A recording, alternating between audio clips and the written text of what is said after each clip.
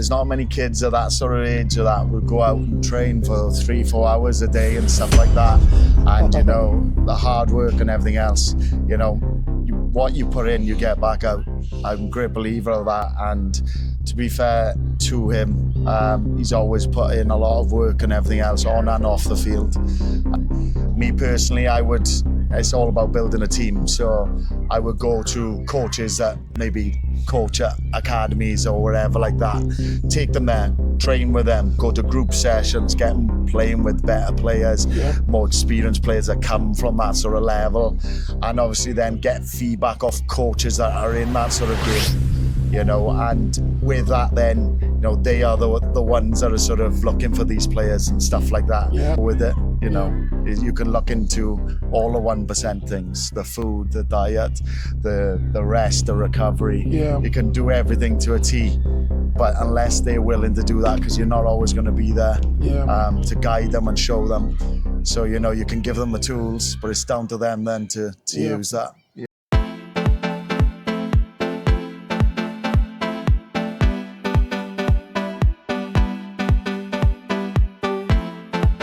Hello, my football parents. Road to Pro again here with another amazing parent here. I'm not going to ask so much questions, but now let's just take it away. Let's go. What have I got here with me today? I am Kieran Waitman, Mason Waitman's father. Yeah, and how old is your boy? He's 11 years old. What club does your son play for? He's currently with Manchester City under-11s. My parents, like I said, I go around looking for the top ballers, His boy, 11, playing for Man City. So I need you guys to listen carefully. So I'm just going to go straight to the point. I've watched your boy. He's an incredible talent. Yeah. How did you make your son become a footballer? It's not really sort of you create to that. He's obviously still on his journey and everything else like that. He has started at a young age, started playing at 3 years old. He's been in the academy system since he was 4. And basically with that, hard work and determination are the key sort of factors in his game. So that's what I would say. So for him, hard work and determination so far.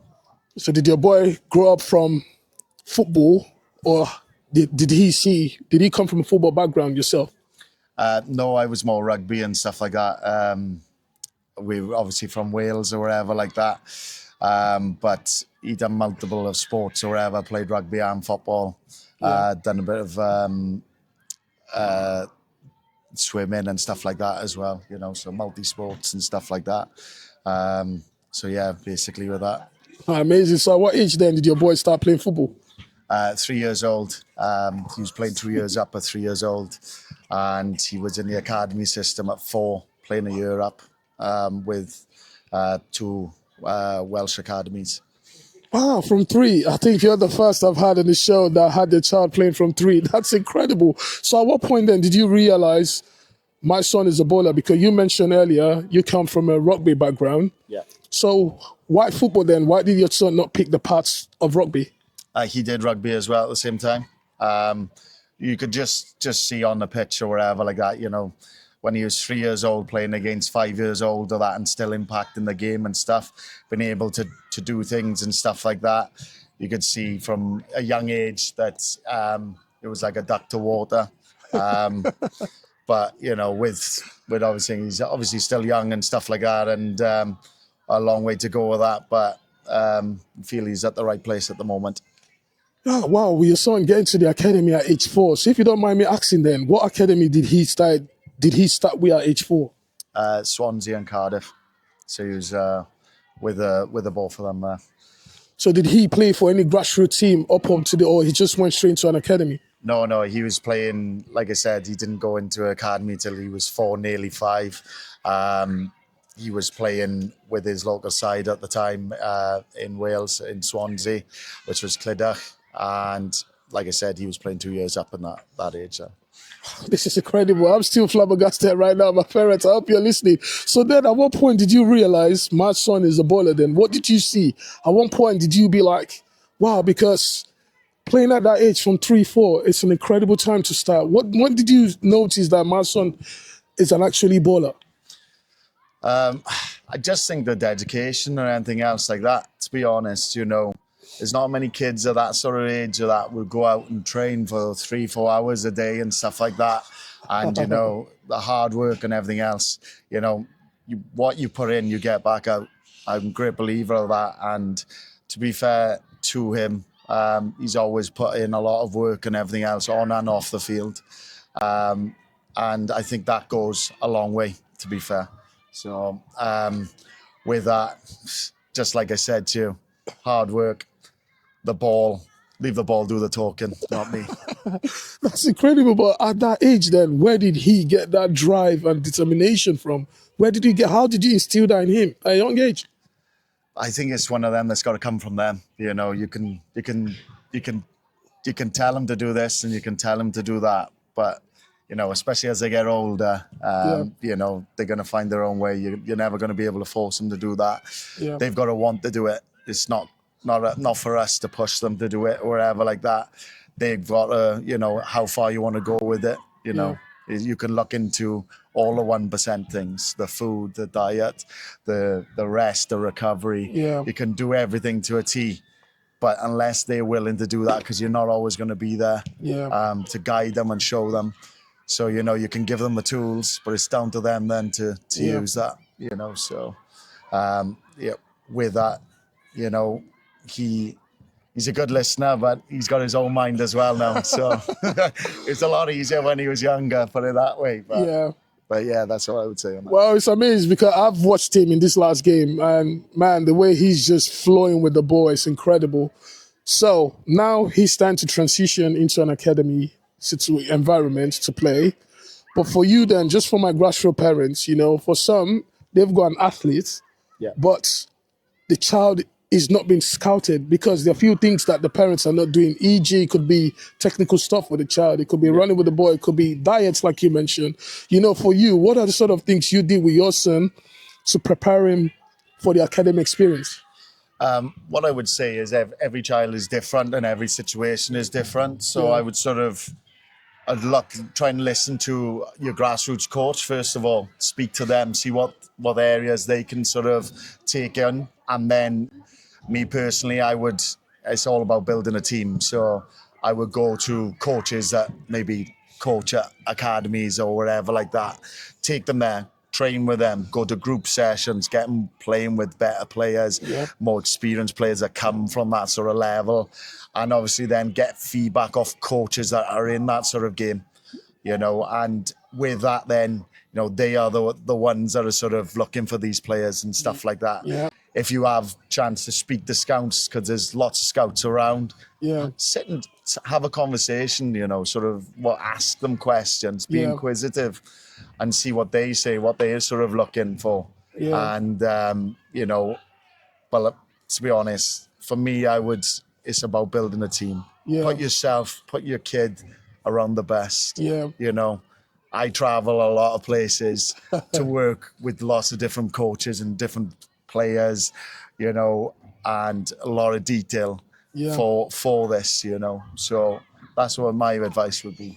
My parents, this man is sharing a lot of inside gems right now, man. I hope you're taking notes. So now, for some of my grassroots parents, I know some, when I speak to them, they would say, oh, I take my child to this session. I do some coaching as well on the side. But then when they bring their child to me, and I see like the parents have been investing, they're doing the right thing, investing the money, but I see this child is way, way behind his age in his technical abilities. So for you, you're saying you go around, just for my parents listening, how do you know a good coach? How do you decide, okay, I can trust this coach to work with? What do you need to look out for to choose the good coach to work for your son? Basically, there's a couple of factors in this. One coach may work for your son and may not work for another. It depends on lots of different things like that. But who's going to that coach, I would say. So if you've got a lot of top academy players going to this coach, that's always a telltale sign. If there's a waiting list as well, because there's top players or whatever like that, that's always a good sign. But as well, certain coaches or whatever like that suit different players as well. You Yeah. know, there's a technical coach that could suit what you're looking for. Yeah. Then there could be a sort of one that's looking for athletes or whatever like that, do more intense training and stuff Yeah. like that, rather than the technical side of things. So Yeah. it depends on the sort of player and everything else like that. But I would say sort of, you know, same with lots of things. Yeah. You know, get other people's opinions who's using different coaches. Facts. You know, good players will always be working with good coaches. You know, it's fact, you know, and there's so many good coaches out there or ever are working across the country and stuff like that. So, yeah, basically that's what I would say is find out off top players where they're working.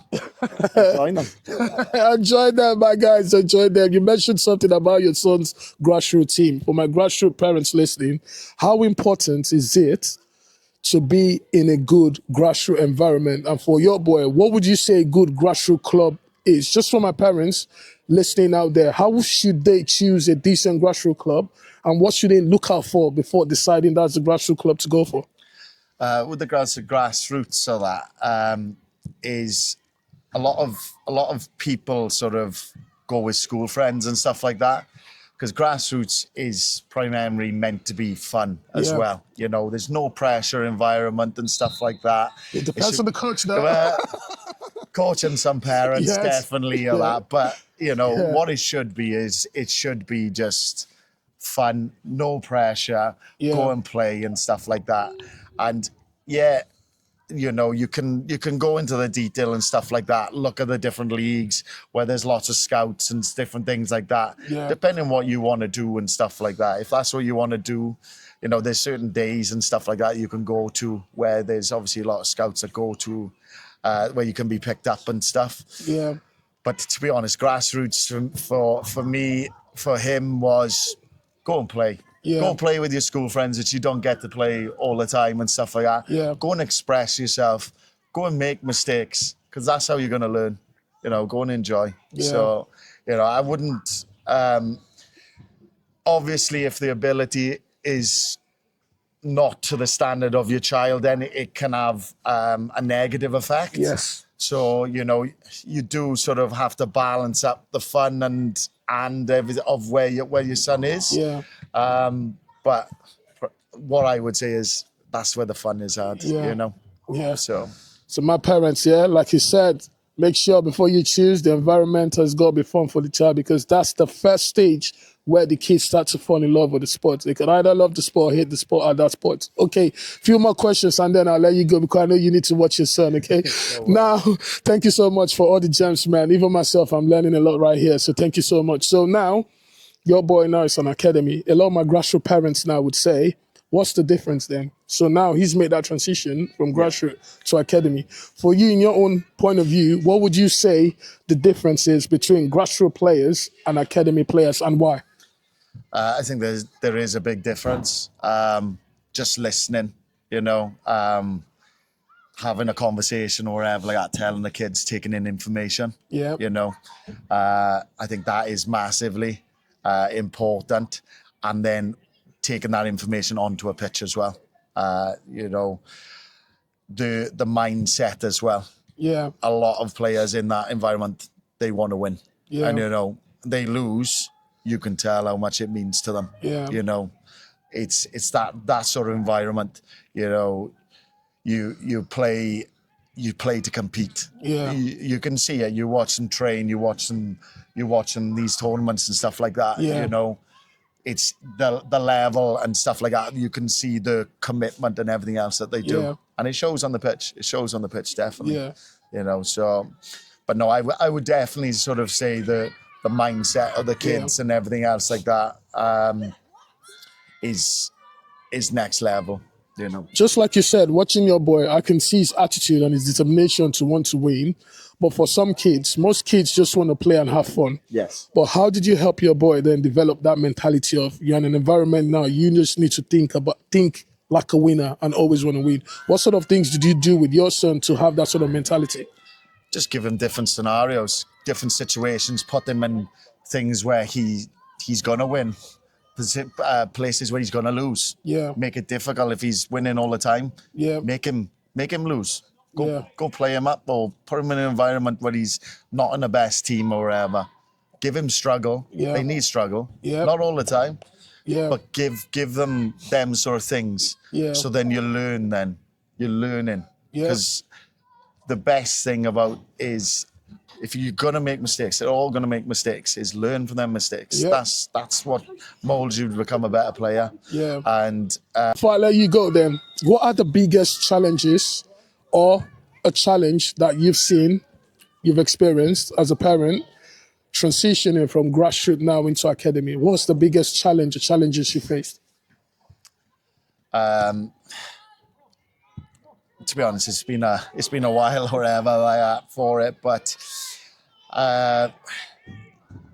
it's a big commitment. It is a big commitment. Yeah. You know, you have to eat and breathe it. You have to eat and breathe it. You know, you're gonna do a lot of traveling. You're Yeah. gonna be a lot of sacrifice. Yep. You know, you got to get them training 3-4 times a week. They got to play once Yeah. or twice a week. You know, you've got to, you know, be that bad parent where your friends are staying up with that and you've got to go to sleep, because recovery is all part of it. You know, Facts. but your friends are sometimes eating pizza or whatever, and you're having pasta and chicken. You know, it's Yeah, about it. Yeah. you know, Yeah. it's you've got to you've got to put your sort of give yourself the best chance or whatever like that. Yeah. So I think with that, like I said, it is a hard environment sometimes, but it's amazing as well at the same time. Is you it know? what's in your opinion, though? Is it what's in your opinion, like putting all this sort of investment, training, working hard into the academy? Is it sort of what would you say to my parents? The experience is actually worth it? 100%. You know, just the countries. I was in Poland last month watching them play. Yeah. They won a tournament out in Poland or that. Unbelievable. We won Yeah. a tournament out in Italy last year. Just enjoy the experience or whatever like that. It is amazing. Yeah. You know, places he's been and played and where he goes and teams he plays and friends and stuff like that. You know, we've got friends in all different clubs across the country. Yeah. Which is really good. So it's Yeah. just enjoy the experience, enjoy the journey, and who knows where it takes us. You know? My last question before we roll, my friend, man. So much, man. You're so a nice guy, and thanks so much for the information you're sharing, man. It's amazing. If you had to rewind time back now to when your boy now is 7, for my grassroots parents, what would you say, step by step, parents that have got athletes should start working on to prepare their child for an academic experience? What sort of things should they be doing practically, step by step? Right. So always remember what their strengths are. So the strengths, if they're athlete or that, they're fit, strong, or everything else. And then add the other bows then, you know, work on the technical stuff as well. But don't shy away from the athleticism either. Yeah. You know, use that, but add other things to it as well Yeah. and build. Yeah. You know, that's what I would say. Amazing, man. My parents, I hope you've learned a lot from this, man. Myself, man, I'm learning. You need to see his son play, man. He's a machine on the pitch, but my friend, man. Thank you Nice very to much. meet you, man. Cheers Thank you for the very time. much. Yeah, my guys, I hope you've learned a lot here. As you can hear, you've got to work hard. You've got to pick the right grassroots team. Your child has to love the ball. Take pressure away from the child. Allow the child to enjoy it. But most importantly, when you have an athlete, it's not just leaving it out there. You've got to develop the talent that your child has to prepare your child for an academic experience, okay? An amazing episode. Until next time, Road to Pro. Peace. Wow, my friend, man.